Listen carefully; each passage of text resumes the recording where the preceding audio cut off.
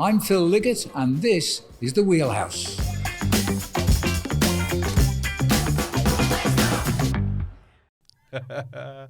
Hey, welcome. Thank you so much for tuning in, liking, sharing the Wheelhouse podcast. We're here again in the bunker. My name's Joel Spreadborough. Catherine Bates. I'm called you Catherine again just to throw a bit of shade straight away. How you going? I'm not too bad, Joel. How about you? What did you do on the weekend? Did we get the lycra on? I did, actually. I went for I'm going to describe it as well, you know what? I went for a 30K ride, and I told you this, and you said, you know what? 30K on a mountain bike, you can give yourself a 60. So since then, I've been telling everyone, I went for a 60K ride on the weekend. Equivalent to road, yes. Yes. Yeah. It was lovely, though. Yeah. It was punishing. We live in an area, very hilly areas, lots of big climbs, but some beautiful, beautiful descents. Saw a snake. Always get terrified when I see a snake. So it might have been a real 60 if not for the snake, but I kind of teared it home. Don't run snakes over. That's the rule, because then they can snap up and get you on the leg. That. It terrifies me. What about you? What were you up to? Well, we were in Tasmania for a family wedding. Gosh, it's beautiful down there. And I must say, these beautiful landscapes, I was very much dreaming of being on a bicycle. Yeah. Alas, I was not. But I did catch a little bit of the mountain bike nationals that were going on Excellent. in Thredbo. Yep. Sam Fox for the win on the men's and Beck Henderson again in the women's. Yep. Made me lament a little bit, though, as Sam Fox heads back to the road and Bridge Lane. He's so talented. I just feel as though we're going to lose him to the road pretty quick sticks. Wow. Okay, and you're sad about losing someone to the road. Okay. Well, I mean, it's great for their career. It's great for their bank balance. But, you know, I think when all of our mountain biking talent gets ID'd over to the road, it's a bit of a problem for our development. Talent distribution issues, you reckon? Yes. Okay. Lots coming up on the Wheelhouse podcast today. We're going to talk about Pog versus the rest, because that's pretty much how it looks like it might be shaping up at this side of the point of the season, as in the very first blows of the season. Yes. The role that Twitter seems to be playing in furthering athletes' careers and where the heck their managers might be in all of that. Keen to explore that as well. A budding rivalry in the women's tour that looks like it's going to be an absolute hell for leather scrap all year. And I love saying this, much more on the Wheelhouse podcast. Let's get straight into it. So our mate Pog hasn't yet responded to our request to come on to the show, to the bunker, but that's okay. He can do what he wants. We're working on it. He's on tune. He's looking good in Spain. I love this. It happened again. It happened last year. It made a break from 50Ks or something out. This time it wasn't quite that far. Just said, I'm going to go for it. Everyone just goes, there's us done. That's us. That's our race. Forget about it. Yeah, we've got a photo up in studio of his victory salute. Arms very wide. Yeah. He's got a wingspan. I reckon this could rival Michael Matthews just quietly. We've spoken about how... Have we measured? Why? No, not yet. Well, but if he just came into the bunker. I know. It would be very helpful. We'd just say, stand against the wall and put your arms out. You know, we should start guilt tripping him, saying your teammates come into the bunker. No, that's true. Yeah. Ooh. What about you? But yes, look, he showed last year at Strade Bianche when he, 50K out, went and made it look pretty easy while everybody behind him looked like they were in an entirely different race. He's done it again, this time at the Juan Pereso Interior. And I would say that the field was somewhat inferior. Do you like? I'm so sorry. No, don't ever be sorry. Oh, for my heavens. And poetry. Listen, at the end of the day, he was solo for over an hour. He won very easily.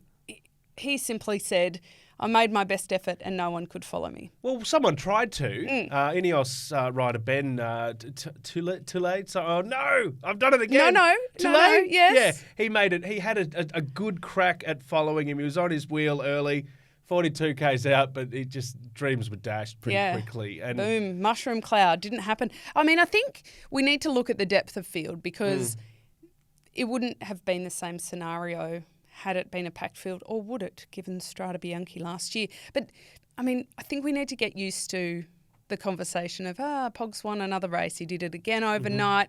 Fair to say he's in pretty good form. However, are we just setting ourselves up, Joel, for a boring season where instead of marvelling at his, incredible once-in-a-generation kind of wunderkind talent, that we're just like, oh, here he goes again. You're talking about watching, I guess, broadcasts where we're just watching one rider sort of finish races on their own. Just Well, then, yes, and where it's just, it's like the Tour de France where they get the jersey in the first week and then they just keep it and you stop tuning in because it's kind of an inevitability of what's going to happen. Oh, I don't know where I stand on this. This is a tricky one because I love a dominant champion. I'm not going to compare him quite yet to the Michael Jordans of the world and stuff like that. But when someone is that far ahead and they're flaunting it, I know what you're saying, but... Well, look, we've had the Super Bowl play out Yeah. recently, which we can claim to be interested in because we had an Aussie in there. So, Yeah. therefore... Two Aussies. Yeah, therefore it's ours. But if I think about it in terms of like, NRL, football, Yeah. rugby league, if Parramatta Eels, Had to be Eels, bloody it had to, Parramatta, yeah. Okay. won over the Broncos by 80 points... If... You mean when? Yeah. When. I wouldn't be bummed. Yeah. It wouldn't be boring to watch for me. So I can see that element. But at the same time, if that happened 20 times, would I still be tuning in? So you're saying it can... So if you're from Slovenia or you're a fan of UAE, you're loving every second of it, obviously, but everyone else in the sport's sitting there going, we're bored. And Okay. I don't know that that's jealousy either. I think at the end of the day, they're paid to be entertainers. So... Yes. I find it entertaining in that the fact that he had a mechanical as well. Let's Yes. mind you, had a mechanical. He still finished, I think, 40 odd seconds or something like that ahead of the pack, or 30 seconds ahead of the pack. That level of dominance and that level of individual overcoming, whatever is thrown at him, proving that the gastro wasn't as severe as I know. claiming as well. Won't I live to regret that? I'm glad Mercksy's not playing that back for us this week. I think it's one of those cue the music. Every once in a great while, we're treated to this level of supremacy on a track, on a road, whatever the field of play might be. And I think we should sit back, enjoy it while it lasts, because he's a young man. He could go. Look, he could dominate for 10 years. He could not though. While he's doing this, I think lap it up. This is true. And enjoy it. What an athlete. No, I'll pay that. And I'll also say, if you are listening but you didn't listen to last week's episode, go back and have a listen to where I suggest that Pog had changed his program due to lack of form. Look. Yeah. Win some, lose some, Joel. Let's just say that wasn't my best day on the bike. That's all right. But what we also said is that Pog can do what he wants, and he proved it once again. This is true. And he's got a lot coming up. He's got the classics obviously coming up, and this dominance, we'll see if it continues. But Milan-San Remo, the Tour of Flanders, as well as all those big events, he'll be there. He'll be doing his thing anyway. More big news in the world of cycling this week, obviously. Rohan Dennis. Let's give a shout out to him, calling quits on, I think, a pretty remarkable career. 2-time world time trial champ to boot. He's got some pretty cool stats about him, Rohan, I think. He's more than the stats. I'm a very big fan of Rohan. Yeah. Rowie. Look, he was a couple of years junior to me. Well, I make myself sound younger than I am in saying that, but I'll go with it. He was starting his career when I was ending my career, and I had the what I will definitely say is the privilege of working with him for a number of years before I retired. He's one of the most meticulous, focused athletes you'll ever meet, and he's a really, what I would say, interesting personality. And I was trying to choose a better word there, Joel. I need more coffee to increase my vocabulary because he wasn't everybody's cup of tea. Yep. Because he knew how he liked things. He has a really particular way of operating. And that's thrown him into the spotlight a bit in his career and had people kind of question his mental fortitude and his attitude. But I think riders like Rohan, and I mean, for listeners, his name is actually Rohan. It's just that everybody calls him Rohan here in Australia. We love a nickname. Inspired by Lord of the Rings. Yes, exactly.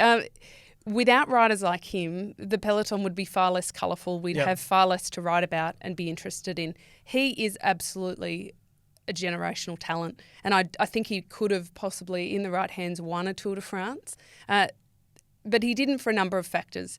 So I kind of want to step through his career a bit because I feel like you don't get many riders like him stepping out in the way that he has. We need to pay a little bit of due respect to this, right? Yeah. We need to also remember he's 3 times world champion on the track, right? So 2 times on the road Yeah. in the time trial. It's really easy, I think, for a lot of fans to look at what he's done on the road and forget that he was also, for a period there, the hour record holder. Yeah. Just incredible. Now, he got a silver medal at the Olympics in London in the team's pursuit. His big thing was that Olympic gold medal. And that's not unusual for an Australian. They dream, of course, of Tour de France's and Grand Tours and whatnot. But his big thing was an Olympic gold medal. 2016 was his year to chase that. Now, in between London and on the way to Rio, he also managed to win the leader's jersey in all 3 Grand Tours, only the 3rd Australian to ever do it when he did that, behind Bradley McGee and Cadel Evans. So he's in pretty good company there. Not bad. Not bad. Yep. He's won stages in all of the Grand Tours. But the Olympic gold medal, so he went into Rio, into the time trial, as the hot favourite. Like, no doubt about it, he had some competition. Fabian Cancellara, the time trialling legend, was one of them. He's known for being very meticulous about his bike setup, and had fiddled with his setup to within, I can't say an inch of its life, a millimetre is how fastidious he is about it. Yep. And his handlebars broke out on course. And I was standing in the media zone at the end, and it was like a punch in the guts. Because on a personal level, I wanted to see Rowie really succeed. It was my first Olympics out of in retirement. On the other side of the fence, and that hurt to watch. And I know how badly he wanted it. Ultimately, he finished 5th, even though he had to ride the last 15 kilometres with broken handlebars where he couldn't put the weight on them.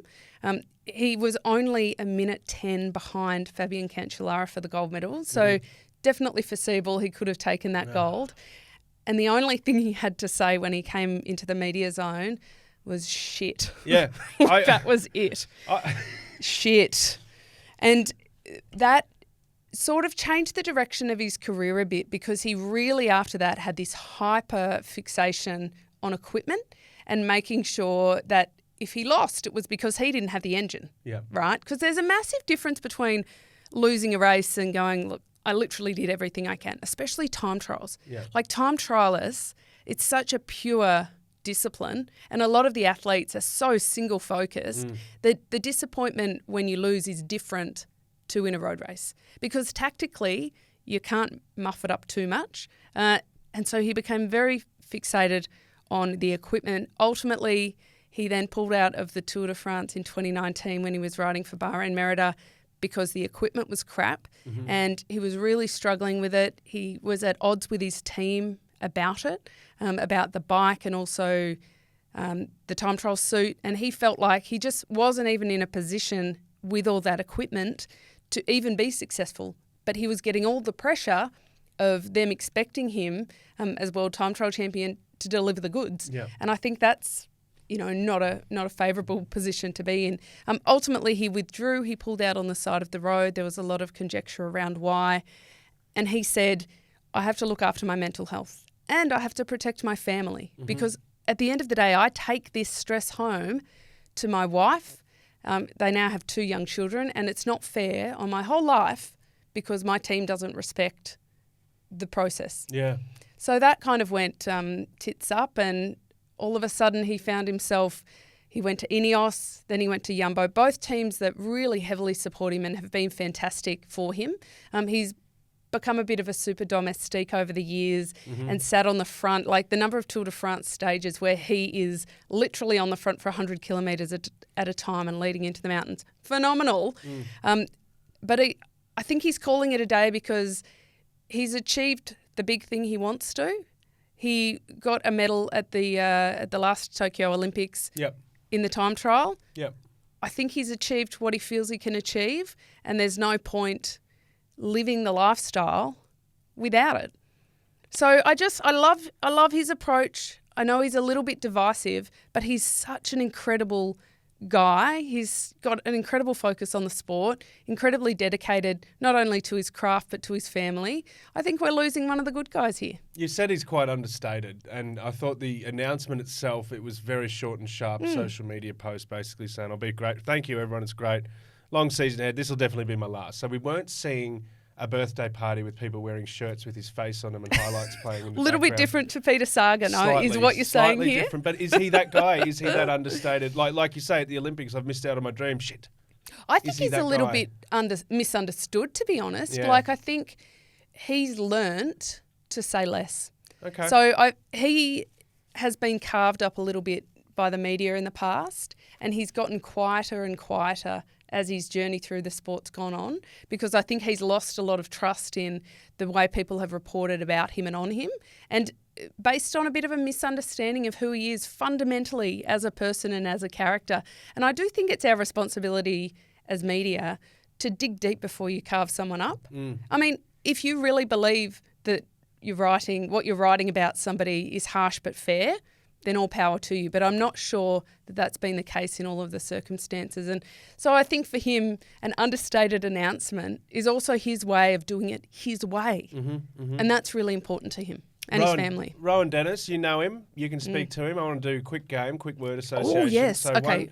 1, 2, 3. I'm going to say his name and you say the first word that pops in your Okay. head. 1, 2, 3, Rohan Dennis. Legend. Oh, you're giving him legend stakes. Yeah, look, he Wow. is. I mean, I think there's very few athletes who will ever have the kind of Palmares he does. I have to say, the ability to say, you know what, I'm not getting involved. Shut it out. I'm not biting. I'm not going to try and defend. I'm not going to try and recreate this narrative you're creating around me.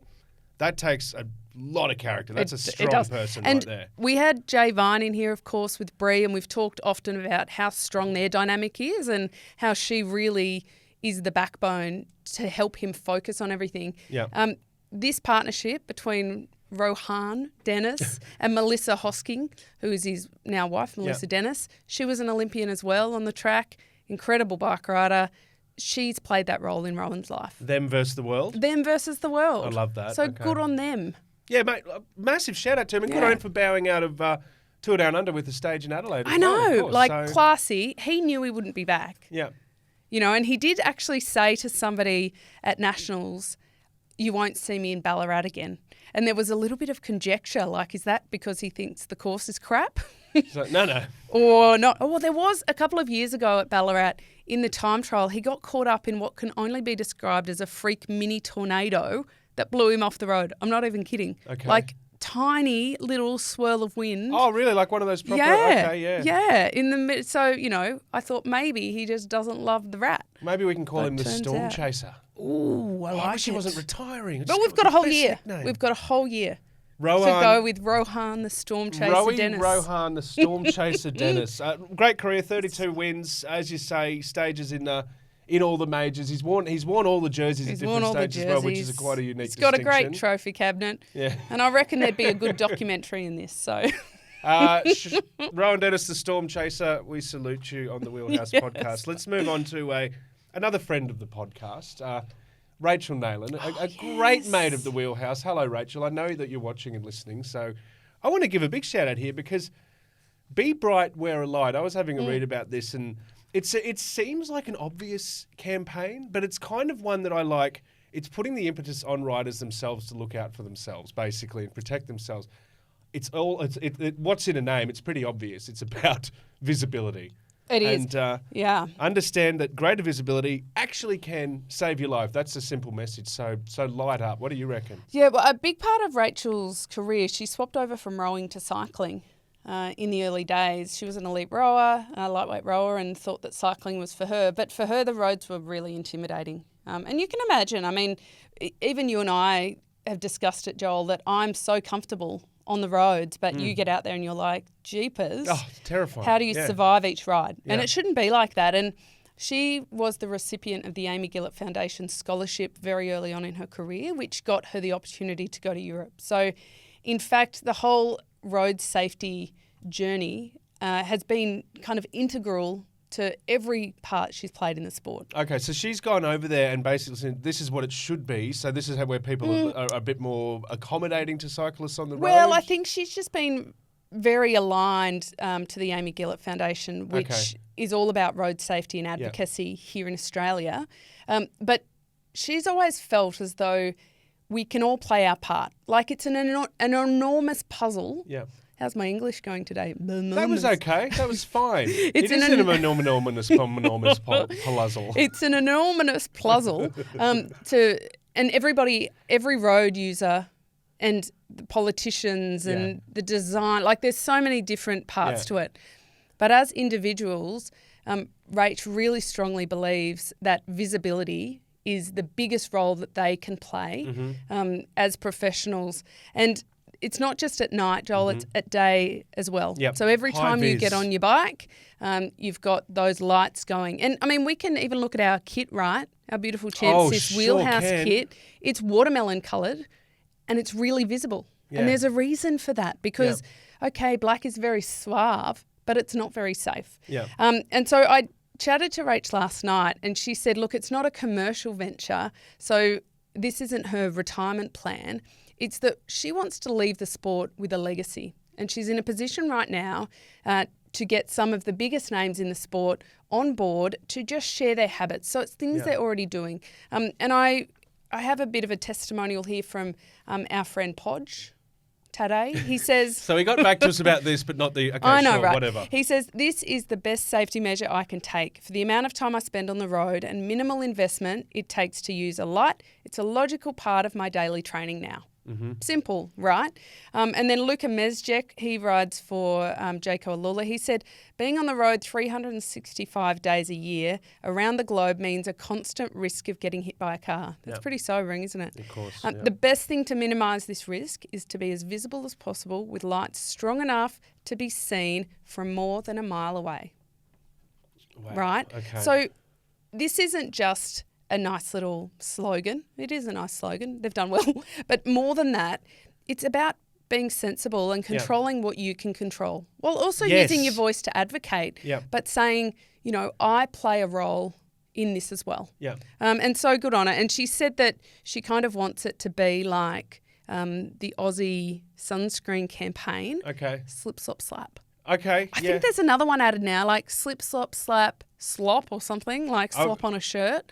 Okay. But essentially, it's about, you know, slipping on sunscreen, a hat. Slip on a shirt, slop on sunscreen, slap on a hat, and find some shade. Yes, there you go.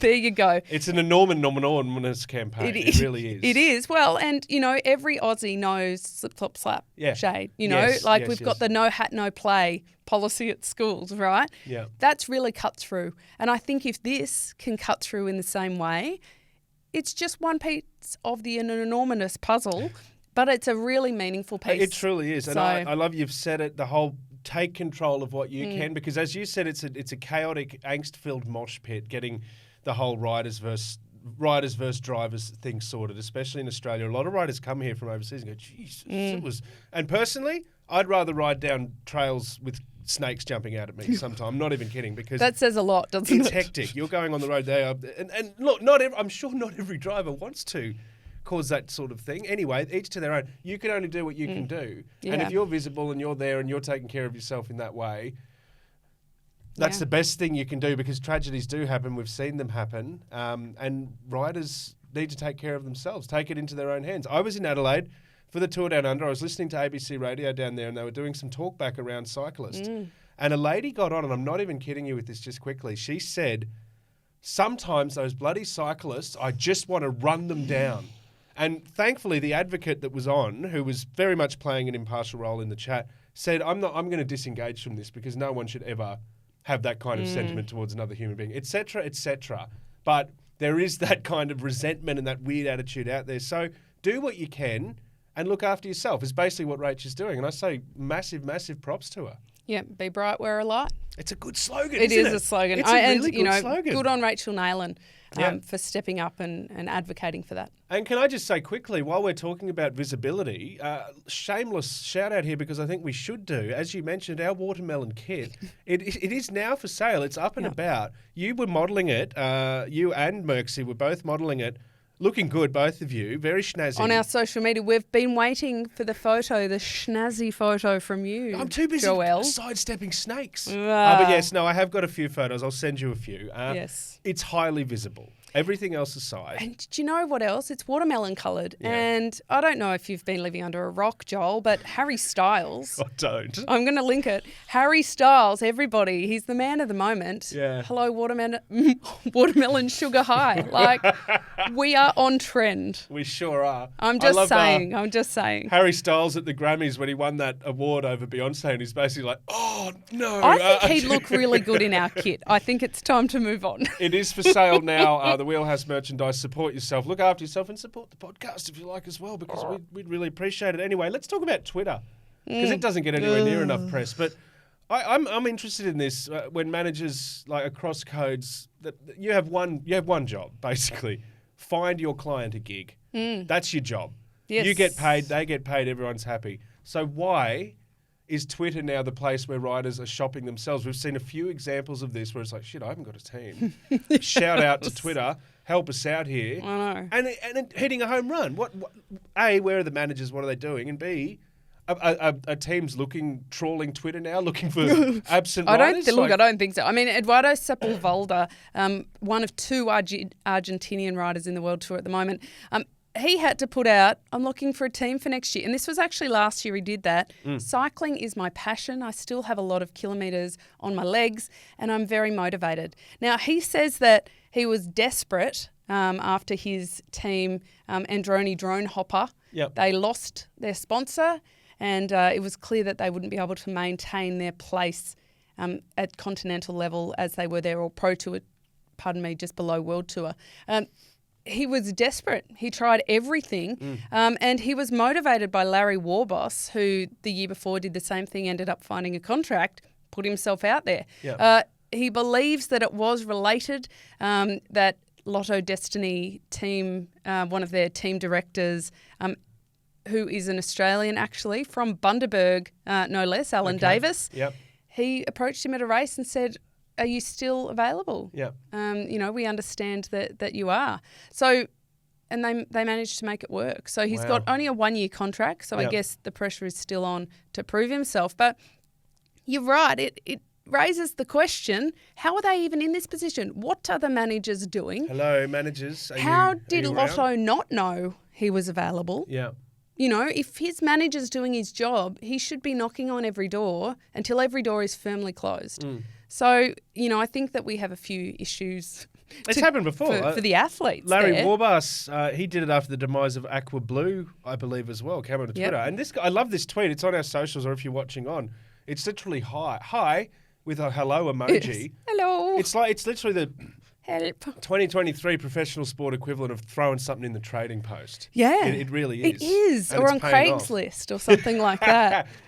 I'm on Marketplace. I'm putting myself on there. Gumtree. It's interesting. I mean, Chloe Hosking did the same thing, and I believe she was offered a number of contracts, although they weren't World Tour teams. Yep. They were the step below. So for women, that's continental, which meant that it didn't match the minimum wage criteria and wasn't really a livable wage for her. So she's chosen not to accept any of those offers, but it proved helpful there too. But it's a little bit of a hard one. When I was thinking about this, I thought, good on them for taking it into their own hands. But the problem for athletes, and this is the majority, like maybe not your Podge and maybe not your Van Aerts, but we're talking the majority of athletes here. They have to negotiate a lot of their own contracts. These contracts are really complicated. So when they're given them to review, they need help with that. They don't have the skills to necessarily be able to read all the fine print and understand whether it's good to sign or not.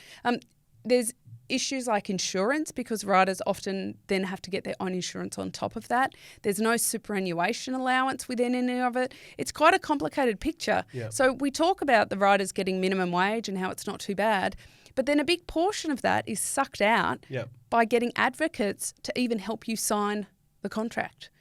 So it's not as rosy as you might think, seeing back. Like, we look at all these figures for how much the big guys are being paid, but yes, it's a little bit more complicated than that. There's a massive, massive gulf, and it's not, not isolated to this sport as well, but it's like, as you say, those high-profile names, they're fine, but everyone else needs to find a drink too. And if that takes going to Twitter, sure. Let's go to the UAE tour on the Wheelhouse podcast. For the ladies. Yeah, there's I love it because we love Longo Borghini. We love Elisa. She's great. She took it out. It's like great. But what we want to focus on isn't her wonderful overall win.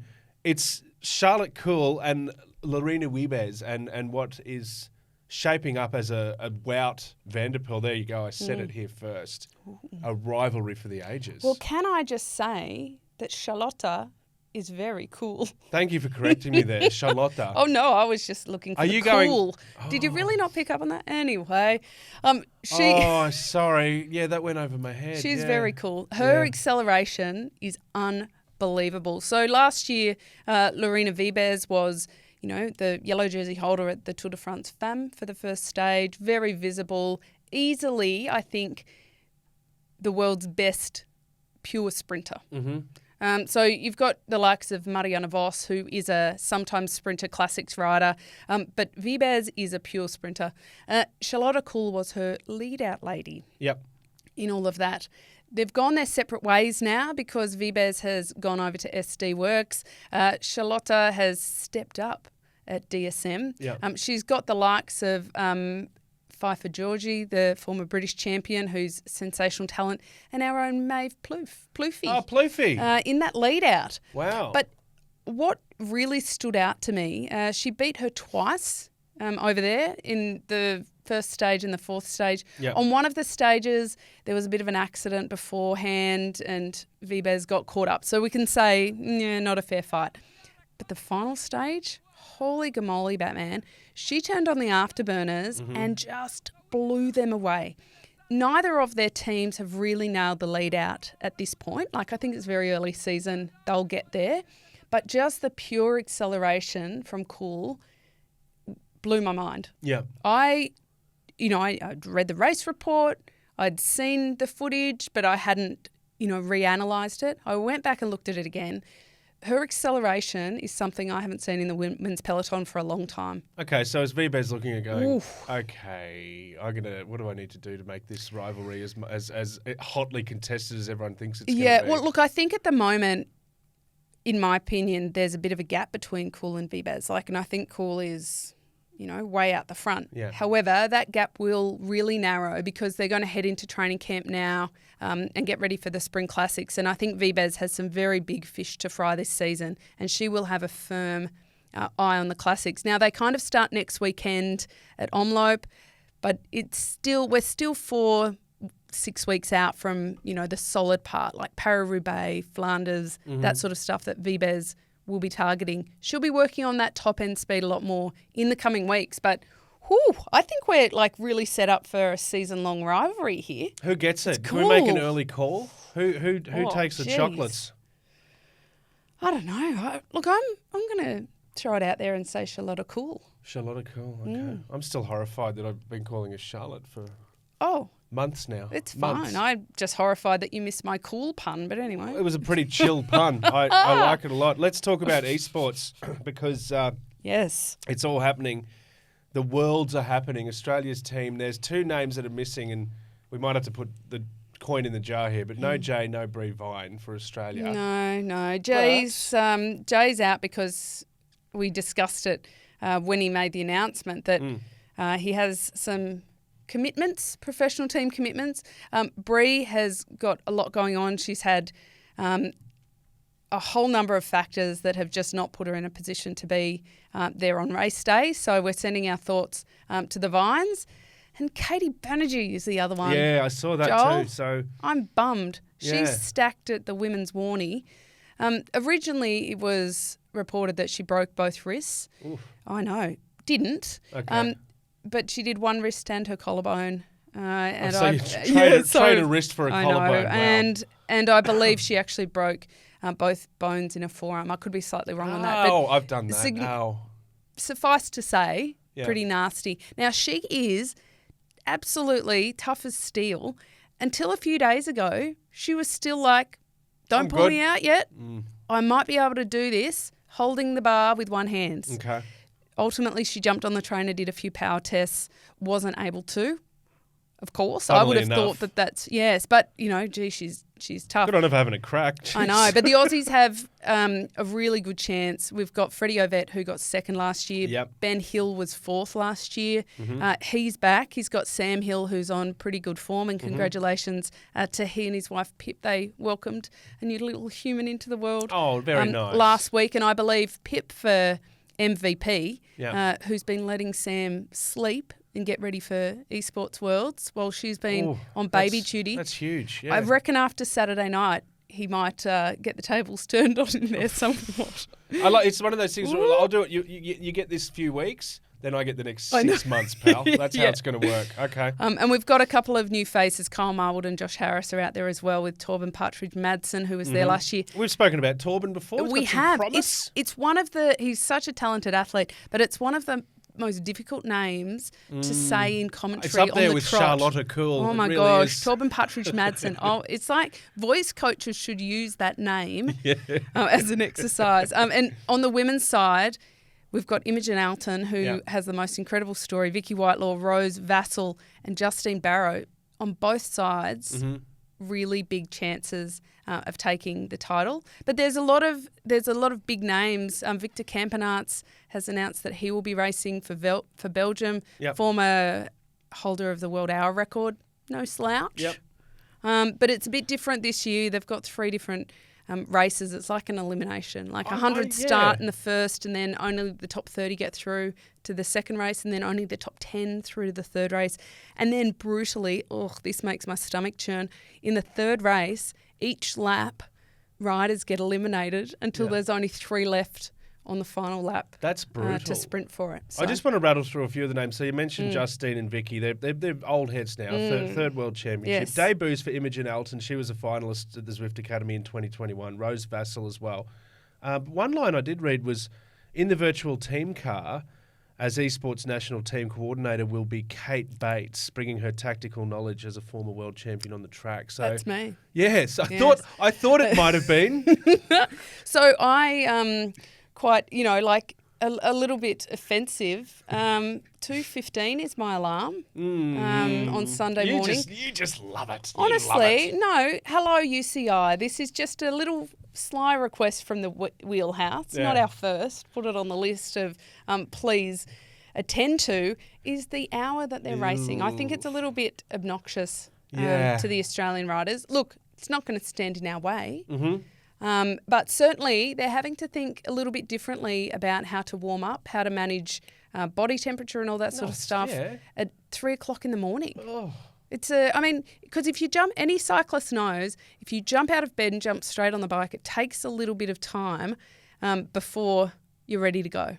And you can often overcook yourself and not come back for it and not realise because your body's just not quite ready.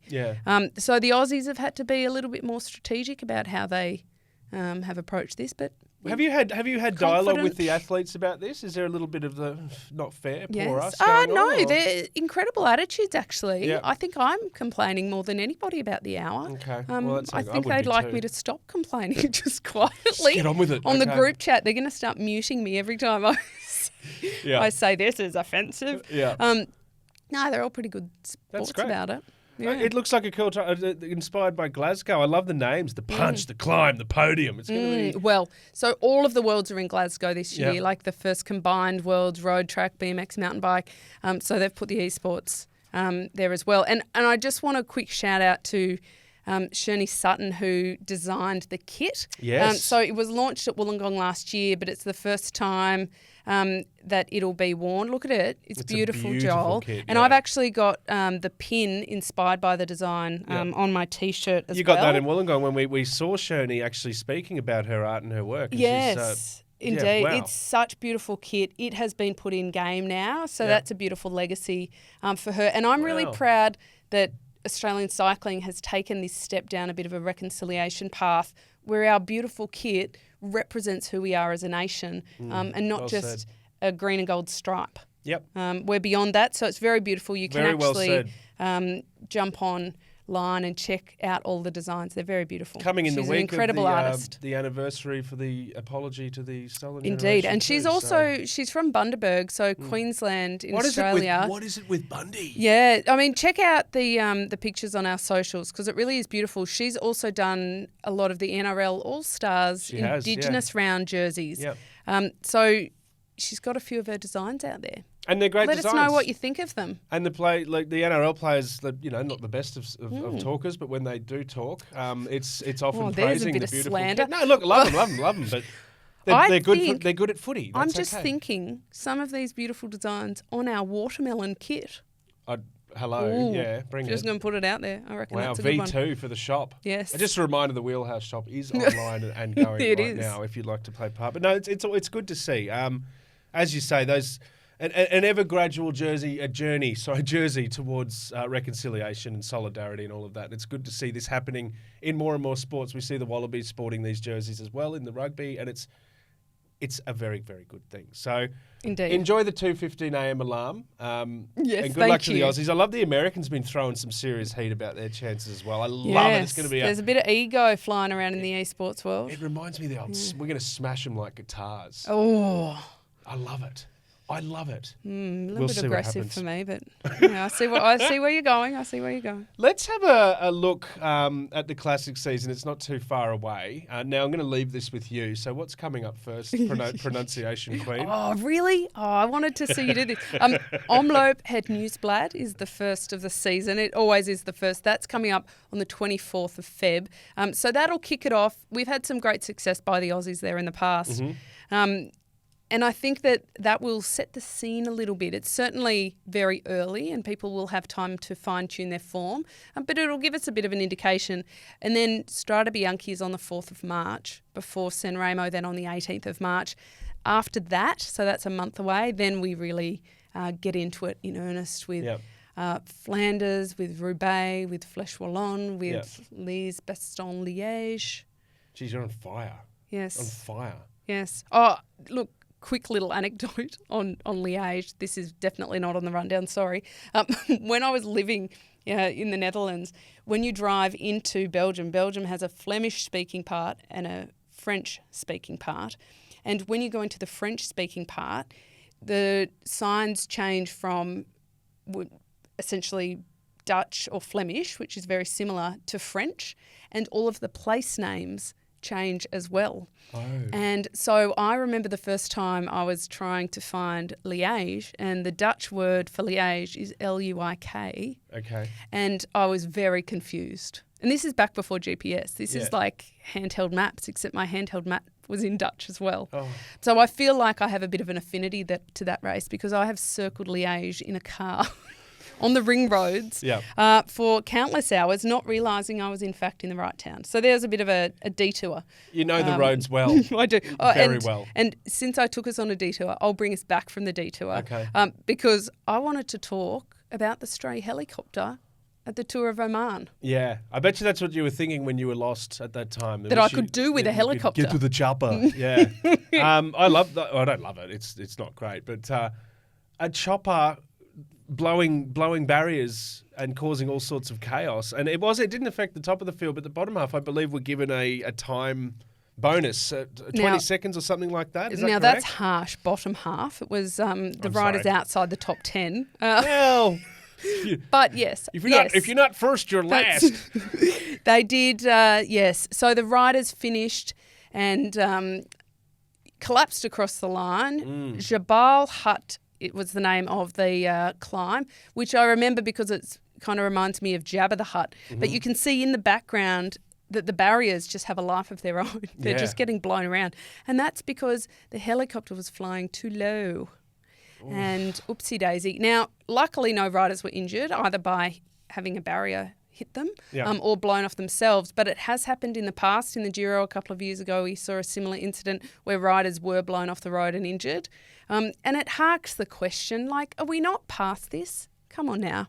The helicopter pilot got pulled out of the race, but why was he even there in the first place? Benched. Why aren't there regulations around like how close they can go? Because if it's happened before and now it happened again, it's like just there has to be a limit. There's a distance limit. Yeah, well, there is. And I mean, a lot of that is based on federal aviation laws in the country they're in. But for example, at the Tour de France, they have negotiated special regulations for the Tour de France pilots so that they can come within 50 metres of the riders, which is incredibly close. It's very close. Incredibly close. Yeah. Not when they're directly above, but when they're to the side, I believe. Now, look, the UCI has limits about sock height, Joel. Yeah, I was about to, So can the UCI not take the lead on this one, perhaps? Sock height, chopper height, because which is more which has more potential danger?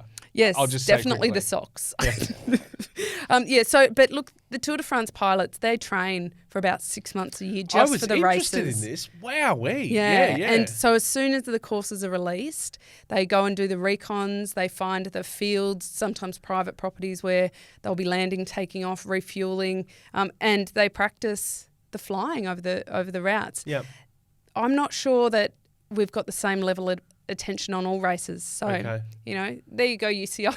Well, it's Add that one to your list. Yeah, just another one. Aren't we the favourites? It's an Amani TV helicopter pilot as well. Is probably just I don't know Yes. how much lead up they would have had to all of that, but it's basically get the best possible pictures you can get, which is Yeah. always going to be a fine line as well, because those watching on want to see up close and personal. They do. But we also want riders to survive races as well, so it's a little bit of a. It's a balance. It is a delicate Let's call balance. it a delicate balance. But look, 20-second penalty to those beneath 10, the bottom half, as I say. Sorry about that to all of those riders. But anyway, I don't know if that compensates for it. If someone got hurt, none of that matters, does it? No, I don't think so. And the riders were, in good spirits about it, but they did point that out too. Again, on the Twitter, Yeah. they said no one was hurt, but I feel like our Come on words now. of the day today are Twitter and Bundaberg. yes. Okay. Yes. Yeah.